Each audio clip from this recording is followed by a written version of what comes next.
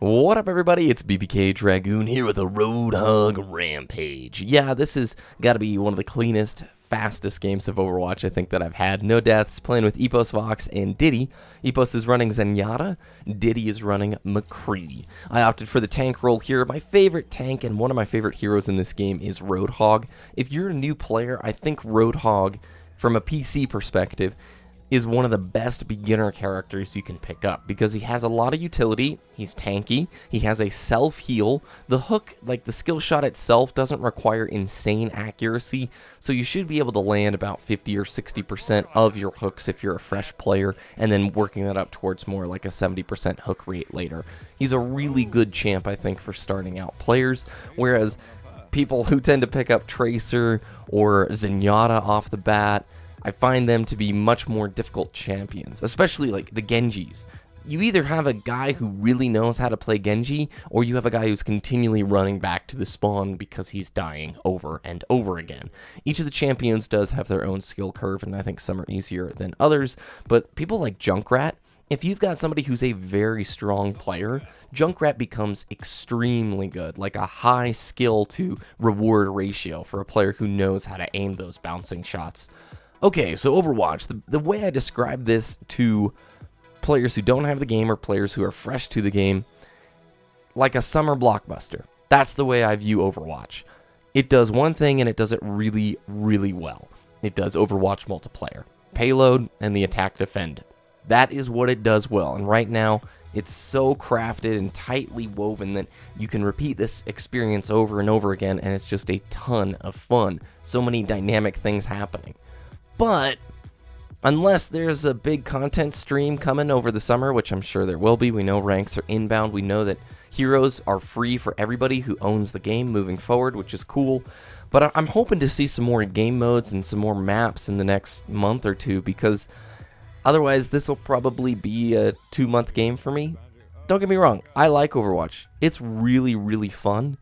But it definitely doesn't seem like a game I'm going to be playing in 5 or 6 months. Why? Because it does one thing and it does it extremely well. And each time you get on to play that one thing, it's great.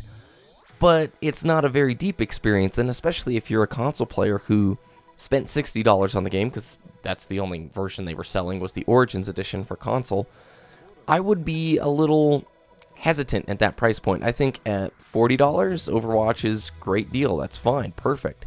But at $60, you're starting to get into the normal AAA game price range, and it's going to be different for everybody. Nobody has like the same value perception that I do or that somebody else does.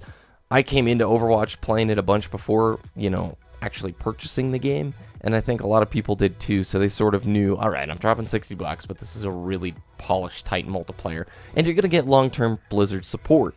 When I say a blockbuster game, I just mean like, in the summer when new movies come out, right?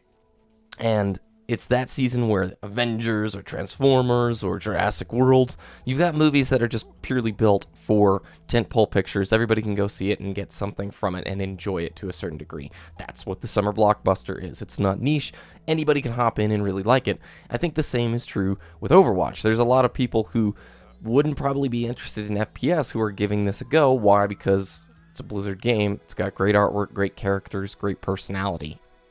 The more that I play, the more MOBA elements I actually see, especially against stronger teams. You really have to group up and push together. A lot of focus firing down the healer. You can't be putting all your DPS onto a Winston when you've got a Mercy just sitting back there totally healing up the Reaper or healing up the Pharah. It's got a lot of strategy packed into what appears to be simple to pick up, hard to master, and that's kind of Blizzard's mantra with a lot of their games. I've been playing consistently with other people, so solo play hasn't been something that I'm doing very often. And each time I have, I still firmly believe that solo play kind of stinks in Overwatch.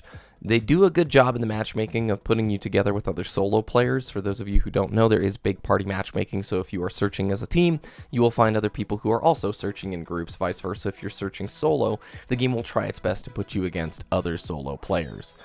With that in mind, if you have nobody to play Overwatch with, I mentioned this in my last video, you need to head to the Overwatch Reddit, where they have a link to the Overwatch Discord. The Overwatch Discord is one of the largest, I think it is the largest Discord out there, and it's all people partying up to play Overwatch, because this game a million times better with other people.